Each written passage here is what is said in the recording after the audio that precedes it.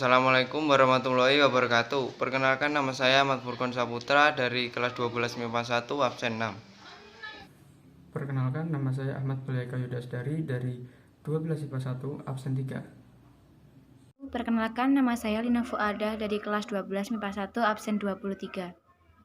Perkenalkan, saya Desinta Putri Ambarsari dari kelas 12 MIPA 1 absen 13. Di sini saya akan menjelaskan fisika inti dan radioaktivitas. Yang pertama, inti atom. Simbol atom. Untuk membedakan berbagai isotop digunakan simbol atom atau simbol nuklida sebagai berikut. Huruf X adalah nuklida yang memiliki simbol kimia X. Huruf Z adalah nomor atom yang melambangkan jumlah proton dalam nuklida. Huruf A disebut nomor massa yang melambangkan jumlah proton atau neutron. Yang kedua, muatan dan massa partikel penyusun atom. Massa partikel penyusun atom dan inti sangat kecil. Biasanya satuan yang digunakan adalah SMA, satuan massa atom. Nilai satuan SMA sama dengan 1,66059 kali 10 pangkat min 27 kg. Partikel proton muatan plus E, massa 1,6726 kali 10 pangkat min 27. Massa SMA-nya 1,007276. Neuron muatan O, massa 1,6750 kali 10 min 27. Massa SMA 1,008665. Neuron muatan min E, massa 9,1090 kali 10 pangkat min 31. Massa SMA 0,000549. 3. Isotop, isobar, dan isoton. Isotop adalah nuklida yang memiliki jumlah proton sama, tetapi jumlah neutron berbeda. Isobar adalah nuklida yang memiliki nomor massa sama, tapi jumlah proton berbeda. Isoton adalah nuklida yang memiliki jumlah neuron yang sama. Yang 4. Jari-jari atom. Inti atom terbentuk menyerupai bola yang jari-jarinya bergantung pada nomor massa A. Proton dalam inti kotak tolak-menolak dengan gaya Coulomb, tetapi tidak tercerai-berai karena dipegang gaya inti kuat yang memiliki jarak kekuatan sangat pendek. Yang kelima, energi ikatan inti dan susun massa. Energi ikat inti adalah energi yang dilepas oleh neuron nukleon agar terbentuk inti atom atau energi yang diperlukan untuk memisahkan nukleon yang membentuk inti. Sedangkan susut massa atau DTF, massa adalah selisih gabungan massa nukleon membentuk inti dengan massa inti stabil. Rumus susun massanya dirumuskan sebagai berikut. Delta M sama dengan dalam kurung ZMP plus dalam kurung A min Z MN min I. B. Reaksi inti. 1. Energi reaksi. Peluruan inti atom menjadi inti atom lain secara alamiah disebut reaksi inti. Berbeda dengan reaksi kimia yang hanya melibatkan elektron valensi. Dalam reaksi inti yang terlibat adalah inti atom.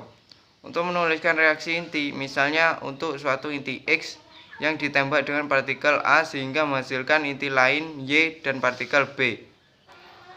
Dalam reaksi inti harus dipenuhi sebagai berikut. A. Hukum kekekalan momentum. Momentum sebelum dan sesudah reaksi harus sama. B. Hukum kekekalan energi. Energi sebelum dan sesudah reaksi harus sama. C. Hukum kekekalan nomor atom. Jumlah nomor atom sebelum dan sesudah reaksi harus sama. D. Hukum kekekalan nomor massa. Jumlah nomor massa sebelum dan sesudah reaksi harus sama. 2. Reaksi fisi. Fisi adalah peristiwa pecahnya inti berat menjadi dua inti sedang. Fisi dapat dilakukan pada beberapa inti berat dengan cara menembaknya dengan partikel alfa, proton, neutron, dan sinar gamma.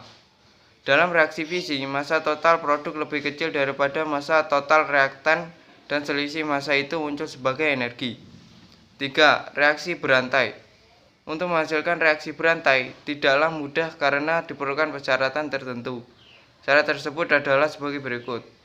A. Uranium yang digunakan adalah 235U yang dalam uranium malam hanya mengandung 0,718%.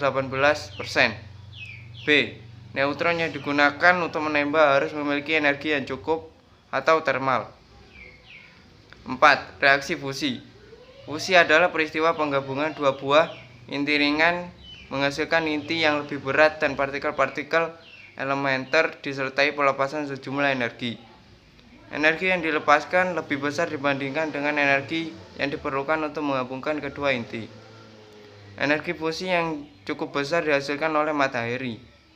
Reaksi fusi disebut juga reaksi termonuklir. Hal ini disebabkan karena pada reaksi fusi memerlukan energi lebih tinggi atau terjadi pada suhu yang sangat tinggi. Radioaktivitas. Radioaktivitas adalah proses pemecahan inti atom yang tidak stabil, sehingga terjadi kehilangan energi berupa massa dalam diam, dengan memancarkan radiasi seperti partikel alfa, partikel beta, dan sinar gamma. Atau lebih singkatnya kita sebut radioaktivitas adalah unsur yang dapat memancarkan radiasi secara spontan. Lalu kita menuju ke sifat-sifat sinar radioaktif. Yang pertama adalah sinar alfa. Sifat-sifat sinar alfa. Yang pertama, sinar alfa dapat menghitamkan plat film dengan jejak berupa garis lurus. Yang kedua, radiasi sinar alfa mempunyai daya tembus paling rendah atau paling lemah di antara radiasi sinar radioaktif yang lain, yaitu kira-kira dapat menjangkau beberapa sentimeter di udara dan sekitar 10⁻² mm di logam tipis. Yang ketiga, daya ionisasinya paling kuat dibandingkan sinar beta dan gamma. Yang keempat, dibelokkan dalam medan magnet maupun medan listrik. Yang kelima, kecepatan yang dimiliki partikel alfa berkisar antara 0,054 kecepatan cahaya sampai 0,07 kecepatan cahaya. Baiklah, kita menuju ke sifat sinar beta. Sifat sinar beta yang pertama, daya tembus yang dimiliki lebih besar daripada sinar alfa, tetapi lebih kecil dari sinar gamma. Yang kedua, dibelokkan dalam medan magnet maupun medan listrik. Yang ketiga, partikel ini antara 0,32 hingga 0,9 kali kecepatan cahaya. Yang keempat, jejak partikel acak karena hamburan yang dialaminya di dalam atom. Yang kelima, jangkauannya lebih besar daripada sinar alfa, kira-kira beberapa sentimeter di udara. Lalu kita menuju ke sifat sinar gamma.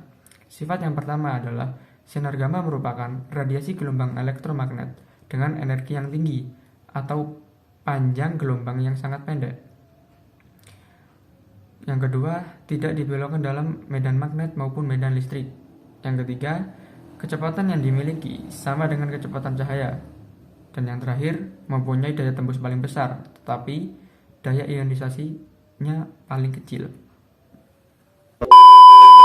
D. Peluruhan. Peluruhan adalah proses pemancaran sinar radioaktif hingga berbentuk inti lain yang stabil.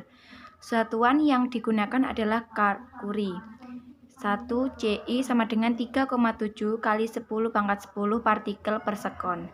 Satuan lain yang dipakai adalah Becquerel atau Becky yang identik dengan 1 peluruhan tiap sekon. 1. Dosis serapan. Dosis serapan adalah banyaknya energi yang diserap oleh setiap satu satuan massa. Satuan yang digunakan adalah joule per kilogram. Dosis serapan sebesar 1 joule per kilogram sering disebut juga Gray atau GY. 1 GY sama dengan 1 joule per kilogram sama dengan 100 rad.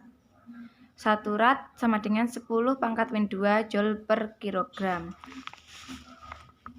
Dosis serapan dapat dirumuskan dengan DS sama dengan persen serapan kali E0 per M. Keterangan E0 sama dengan energi awal Joule M sama dengan massa satuan kilogram, ds sama dengan dosis serapan satuan rad. 2. Waktu paruh. Waktu paruh didefinisikan sebagai waktu yang diperlukan oleh suatu inti untuk meluruh hingga jumlah inti tinggal separuh dari jumlah inti mula-mula. Jumlah inti yang tersisa dirumuskan dengan N sama dengan dalam kurung 1/2 pangkat N0 dengan N sama dengan T per T 1/2. Keterangan N jumlah inti yang tersisa setelah peluruhan, N0 sama dengan jumlah inti mula-mula, T sama dengan lama peluruhan, T 1/2 sama dengan waktu paruh. Sisa waktu yang tertinggal selama peluruhan dapat digambarkan dengan grafik di bawah ini.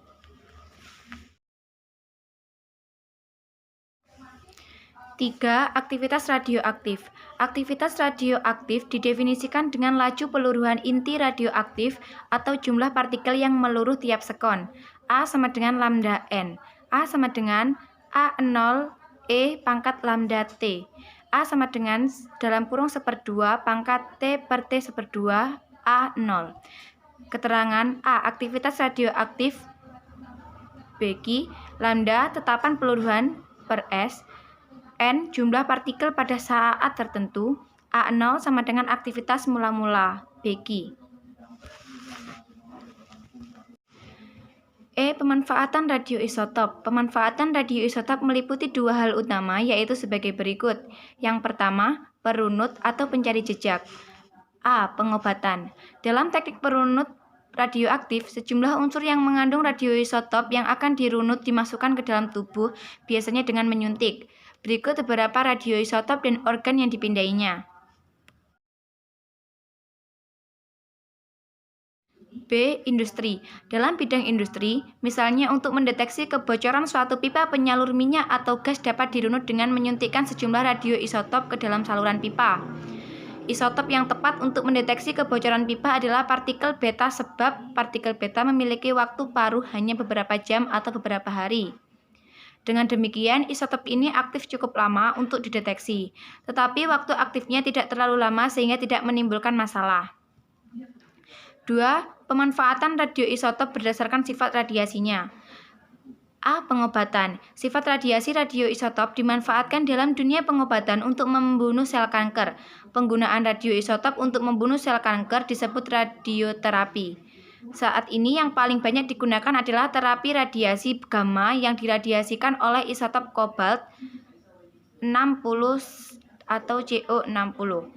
Namun, terapi ini menimbulkan efek samping yaitu rusaknya sel-sel yang sehat di sekitar sel kanker.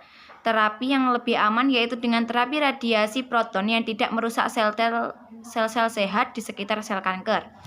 B. Penentuan umur dengan radioaktif. Tumbuhan, binatang, dan manusia menyerap dan mengeluarkan karbon 14 selama mereka masih hidup. Oleh karena itu, persentase karbon 14 di dalam tubuh mereka selalu tetap. Ketika mereka mati, persentase karbon 14 berkurang karena C14 meluruh dengan memancarkan sinar beta. Dengan mengukur persentase keaktifan radiasi C14 dalam tumbuhan, binatang, atau manusia yang mati, kita dapat menaksir umur kematian mereka. Teknik inilah yang disebut penentuan umur dengan radioaktif. Sekian presentasi dari kelompok kami. Wassalamualaikum warahmatullahi wabarakatuh.